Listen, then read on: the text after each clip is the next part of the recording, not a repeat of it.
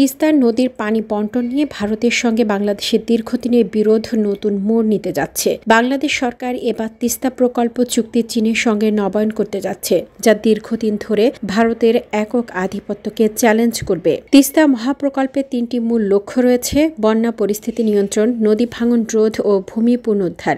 বিশেষজ্ঞরা মনে করছেন, এই প্রকল্প বাস্তবায়িত হলে তিস্তা নদীর বাংলাদেশের অংশে একটি বহুমুখী ব্যারেজ নির্মাণ করা সম্ভব হবে, যা দেশের কৃষি ও অবকাঠামো উন্নয়নে গুরুত্বপূর্ণ ভূমিকা রাখবে।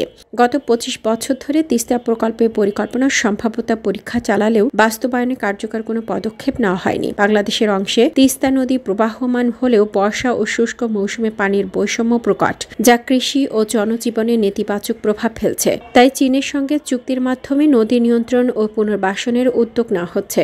সাবেক প্রধানমন্ত্রী শেখ হাসিনা উত্তরবঙ্গের মানুষের দুঃখ দুর্দশা লাঘবে এই মহাপ্রকল্প গ্রহণের উদ্যোগ নিয়েছিলেন। তবে ভারতের ভূমিকা নিয়ে প্রশ্ন থাকায় প্রকল্পটি বারবার আটকে গেছে। চীনের সঙ্গে ফিজিবিলিটি স্টাডি চুক্তি যথাযথভাবে সম্পন্ন হলেও পরবর্তীতে ভারতকে এই প্রকল্পে অন্তর্ভুক্ত করার কৌশল নেওয়া হয়েছিল, যা প্রকল্প বাস্তবায়ন প্রক্রিয়াকে বিলম্বিত করেছে। বর্তমান পরিস্থিতিতে চীনের সঙ্গে তিস্তা মহাপ্রকল্প চুক্তি নবায়নের উদ্যোগ নেওয়া হচ্ছে। প্রস্তাবিত পরিকল্পনা অনুযায়ী চীনের হুয়াংহো নদীর আদলে তিস্তা মহাপ্রকল্প বাস্তবায়িত হবে, যেখানে থাকবে আধুনিক প্রযুক্তির সমন্বয়ে নির্মিত নদী নিয়ন্ত্রণ ব্যবস্থা ও কৃষি উন্নয়ন প্রকল্প। সংশ্লিষ্টরা আশা করছেন, এই প্রকল্প বাস্তবায়িত হলে তিস্তা নদীর ভাঙন রোধ, পানির ন্যায্য হিস্যা নিশ্চিতকরণ এবং কৃষি ও অবকাঠামো উন্নয়নের নতুন দ্বার উন্মোচিত হবে। এই চুক্তি বাস্তবায়নের মাধ্যমে দীর্ঘদিনের পানি সম্পদ সমস্যা সমাধানে বাংলাদেশ বড় ধরনের অগ্রগতি অর্জন করবে বলে মনে করছেন বিশেষজ্ঞরা।